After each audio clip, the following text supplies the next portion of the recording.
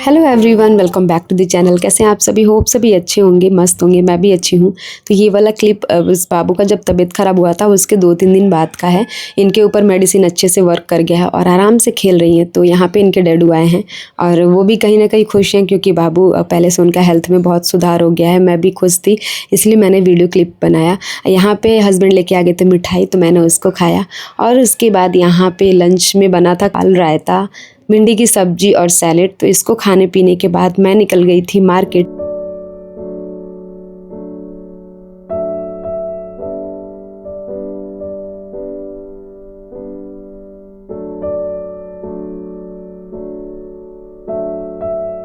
हाँ जी, तो मैं आ गई हूँ प्लांट्स के शॉप पे और यहाँ से मैं कुछ प्लांट्स लेने वाली हूँ। तो सबसे पहले जो मुझे लेना था वो था नीम।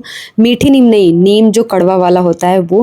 क्योंकि मैं जिस डॉक्टर को फॉलो करती हूँ उनका ये कहना है कि मॉर्निंग में एम्प्टी स्टमक हमें नीम का प्लांट जो लीफ होता है उससे हमें उसका सेवन करना चाहिए। अगर आपके पास प्लांट नहीं है तो आप नीम का पाउडर भी यूज़ कर सकते हैं, जिससे बहुत सारी बीमारियाँ हमसे दूर रहती हैं। तो ये एक ऐसा प्लांट है जिसको हमें अपने घर में ज़रूर लगाना चाहिए। इससे क्या होता है कि आपके घर का एनवायरनमेंट भी बहुत ज़्यादा फ्रेश रहता है। बहुत सारे लोगों को बॉडी में इचिंग होता है, सोराइसिस होता है, एक्जिमा होता है, तो उसमें ये बहुत ज़्यादा हेल्पफुल होता है। तो उसमें करना क्या होता है कि इसके प्लांट के कुछ लीफ लेने होते हैं, उसको पानी में बॉयल कीजिए एंड देन आप उससे उस एरिया को वॉश कीजिए। बहुत जल्दी रिलीफ मिल जाता है। एंड अगर आप डायबिटिक पेशेंट हैं तो ये आपके लिए बहुत ही हेल्पफुल है। सो मैंने इसके इतने सारे बेनिफिट्स सुने हैं जिसकी वजह से मैंने सोचा कि मैं इस प्लांट को ज़रूर लगाऊंगी। तो मैं आ गई थी घर और यहाँ पे मैंने सोचा कि जब मैं लाई हूँ उसको मैं तुरंत ही लगा दूँ, क्योंकि फिर बाद में मैं काम में भूल जाऊँगी और लगा नहीं पाऊँगी। तो यहाँ पे मैं लगा रही हूँ। बाकी यहाँ पे बाबू मेरे साथ में ही हैं और वो बस सब कुछ पकड़ना चाह रही हैं, खेलना चाह रही हैं। और मम्मी गोद में ली थी तो वो रोना स्टार्ट कर दे रही थी। तो वो मैंने बोला कि नहीं ठीक है, आप इनको मेरे पास से बिठाइए, मैं जब तक लगाऊंगी ये आराम से देखेंगी। इस चीज़ का तो डर था कि वो इस मिट्टी को उठा के मुँह में डालेंगी, और वैसा ही वो कर रही थी, लेकिन मैं उनकी तरफ पूरा फोकस की थी ताकि वो ऐसा ना करे। और यहाँ पे 2-3 जो गमला है वो खाली था, तो मैंने सोचा कि मैं उसमें लगा देती हूँ। तो यहाँ पे और सारे प्लांट्स मैंने लगाया है। बेसिकली यहाँ पे धूप बहुत कम आता है, जिसकी वजह से मैंने यहाँ पे इंडोर प्लांट लगाए हैं। और सब जितने आउटडोर प्लांट है मैंने उसको अपने टेरेस पे लगाया है। तो यहाँ पे मैंने इनको लगा दिया है और मैं सोच रही हूँ कि जल्द से जल्द प्लांट को लगा दूँ, क्योंकि बाबू अब आप देख सकते हैं कि इस मिट्टी को देखिए कैसे उठाएंगी और ये सीधे डायरेक्ट मुंह में डालने की कोशिश करेंगी। यहाँ पे हस्बैंड है वो भी मना कर रहे हैं, लेकिन ये मानने वाले में से नहीं है। बच्चे जब बड़े होते हैं ना धीरे धीरे, तो वो सब कुछ ऐसे ही करते हैं। इसी की वजह से इनका तबीयत ख़राब हुआ था। तो डॉक्टर ने भी बोला कि आप ध्यान दीजिए, और डॉक्टर का ये भी कहना है कि बच्चे जितना मिट्टी में खेलेंगे उतने स्ट्रांग होंगे, जिसकी वजह से मैंने भी अब ज़्यादा इतना केयर नहीं कर रही हूँ। मैंने भी छोड़ दिया है कि ठीक है थोड़ा बहुत खेल लें, उसके बाद इनका मालिश वगैरह करके मैं इनको नहला देती हूँ। देन मैं नहाने के बाद मैं इनको नीचे ज़्यादा नहीं आने देती हूँ, क्योंकि ये अपना हाथ पैर बहुत ज़्यादा गंदा कर लेती हैं।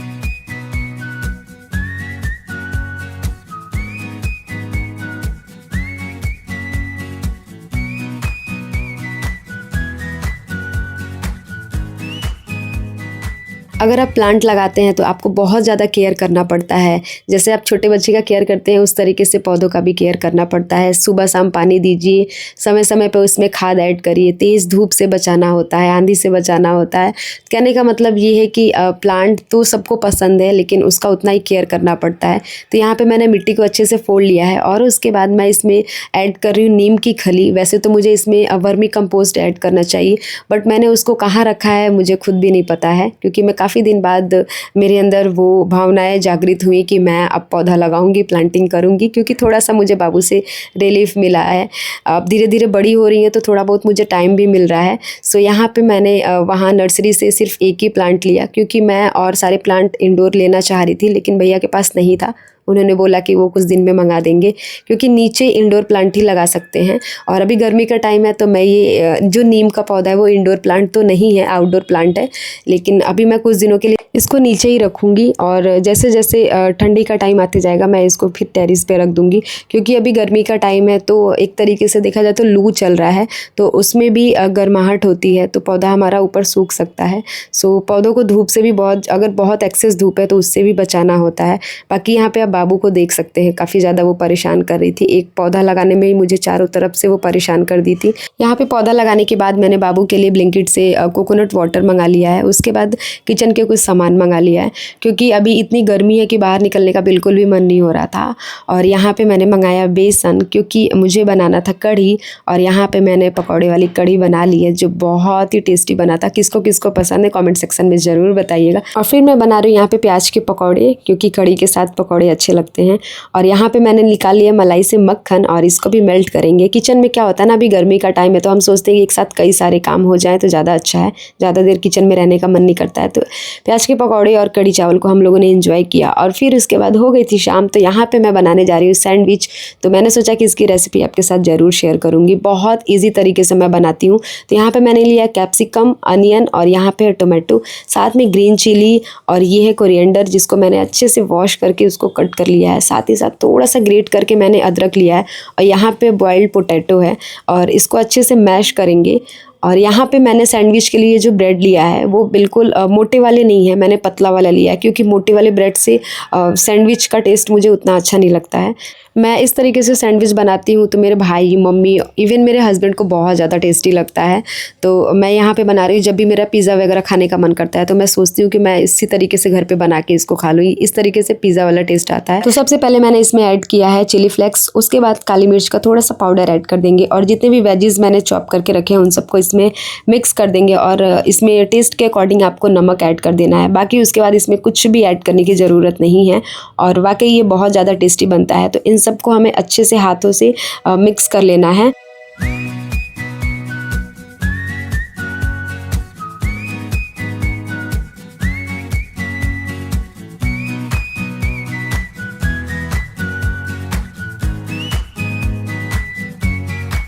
और अगर आपको चीज़ पसंद होगा तो आप इसमें ज़रूर ऐड कीजिएगा, उससे इसका टेस्ट बहुत ज़्यादा इन्हेंस हो जाता है। हम लोग को तो बहुत ज़्यादा पसंद है। सो यहाँ पे मैंने लिया अमूल चीज़ क्यूब, और इसको अच्छे से हम ग्रेट कर लेंगे। उसके बाद इसके जो ब्रेड की स्लाइस है उसके ऊपर रखेंगे, तो उससे इसका टेस्ट बहुत ज़्यादा अच्छा लगता है। सो यहाँ पर मैंने ये जो छोटा वाला ग्रेटर है उसको ले लिया है, और अब इसको हम अच्छे से ग्रेट करेंगे। साथ ही साथ यहाँ पर आप देख सकते हैं कि मैंने इसको कितने अच्छे से सबको मिक्स कर लिया है। और ये आप ब्रेड का देख सकते हैं स्लाइस, बहुत ज़्यादा बड़ा नहीं है, मोटा नहीं है, बहुत ज़्यादा छोटा नहीं है, मतलब जो मीडियम वाला ब्रेड होता है वो मैंने लिया है। तो इसको हम अच्छे से ब्रेड के ऊपर चारों तरफ स्प्रेड कर लेंगे। और उसके बाद ये बहुत ही इजी प्रोसेस से बनता है। तो अगर आपको खाने का मन होता है तो आप इसको फटाफट बना सकते हैं, और बहुत ही टेस्टी लगता है। आपको अलग से जो ये आलू का मसाला होता है इसको अलग से पकाने की ज़रूरत बिल्कुल भी नहीं है। ये इसी तरीके से बहुत टेस्टी लगता है। और मैं इसके ब्रेड की स्लाइस पे कोई ग्रीन चटनी वगैरह अलग से नहीं लगाती हूँ, क्योंकि मुझे ऐसा लगता है कि इस तरीके से आप बनाइए, और जो ग्रीन चटनी है उसमें इसको डिप करके खाइए, बहुत ही अच्छा लगता है। वैसे तो हम लोग इसको सॉस के हेल्प से खाते हैं तो ज़्यादा अच्छा लगता है। यहाँ पे मैंने सबको अच्छे से स्प्रेड कर लिया है, और यहाँ पे मैं इसको घी में चारों तरफ से सेकूंगी। तो घी को मैं अच्छे से मेल्ट कर लूँगी। साथ ही साथ यहाँ पे मैं जो चीज़ क्यूब है उसको अच्छे से मैंने ग्रेट कर लिया। छोटे वाले ग्रेटर से ही ग्रेट कीजिएगा, जिससे वो आसानी से मेल्ट हो जाता है, बहुत टाइम नहीं लगता है।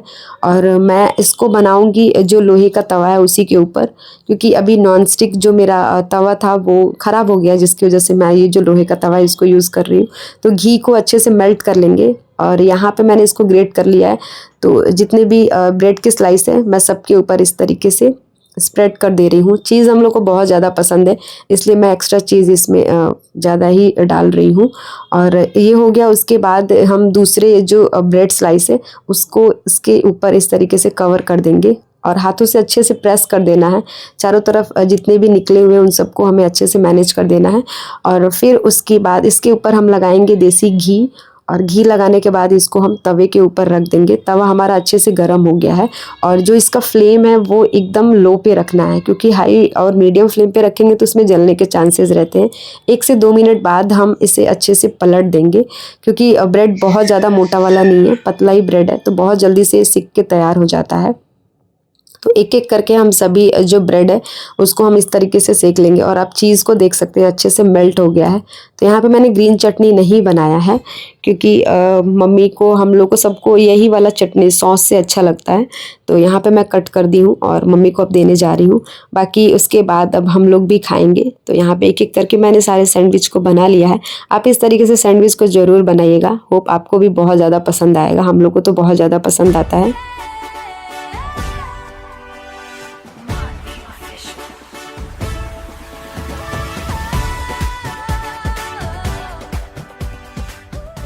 तो चलिए फिर मिलती हूँ आपसे बहुत जल्द एक न्यू वीडियो के साथ। Till then do like share and comment my YouTube channel which is Manvi official. Bye bye and thank you for watching.